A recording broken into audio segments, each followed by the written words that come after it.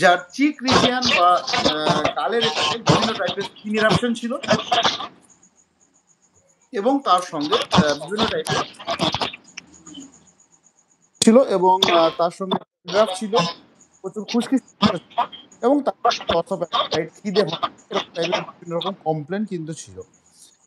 এবং তার সঙ্গে একটা on the past history, the separation of the skin disease on the family history, the grandfather, paternal grandfather, বাবার দিক দিয়ে মানে ঠাকুরদার ছিল কার্সিনোমা লিভার সিয়ে, আর সরি ক্যান্সার, এখানে মেনশন করা নেই কি ক্যান্সার, এবং আদার সিমটম যেগুলো ছিল, there is the extremely obstinate, extremely irritable, breaking desire, cosmopolitan, ঘুরতে পছন্দ করে, প্রচুর পরিমাণে রাগ, জিনিসপত্র ছুঁড়ে ফেলার একটা প্রবণতা।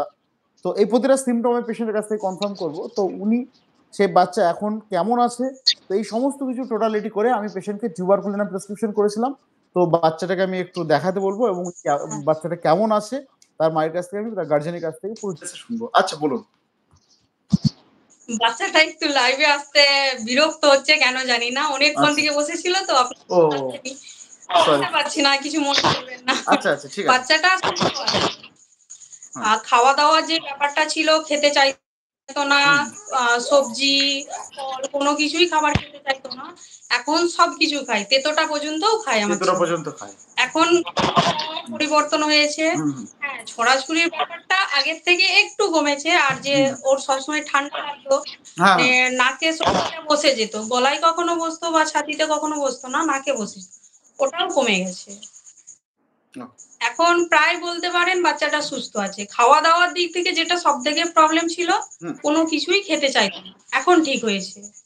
এখন একটু জেড বলতে পারেন খায়। আচ্ছা, আর অন্যান্য যতটা পরিমাণে গালের যে সমস্যাটা ছিল, ইরাপশনগুলো ছিল বিভিন্ন রকম, ওগুলোও কমেছে। এখন আগের থেকে অনেক ভালো আছে আমার ছেলে। আচ্ছা, এই মুহূর্তে যারা লাইভে আছেন, এই মুহূর্তে 15 জন আছে লাইভে, আপনাদের সকলকে অসংখ্য ধন্যবাদ জানাচ্ছি। আমি প্রয়েস মন্ডল। একটা পেশেন্টের উনি এসেছিলেন অনেকদিন আগে, তো সেই একবারই এসেছিল। আমি টিউবারকুলিনাম প্রেসক্রিপশন করেছিলাম একটা বাচ্চার, বিভিন্ন রকম প্রবলেম ছিল, স্কিন ইরাপশন ছিল, বিভিন্ন টাইপের মানে over activity, psychological over activity, প্রচুর পরিমাণে রাগ, এক্সট্রিম ইরিটেবল, কোনো কিছু জিনিসপত্র ছুঁড়ে ফেলা, এরকম টাইপের বিভিন্ন রকম মেন্টাল, এগুলোকে মেন্টাল ডিজিজ বলা যায় না, জাস্ট একটু ডেভিয়েশন, এবং তার সঙ্গে ঠান্ডা লাগার একটা প্রবণতা, এবং ঠান্ডা লাগার প্রবণতার সঙ্গে সঙ্গে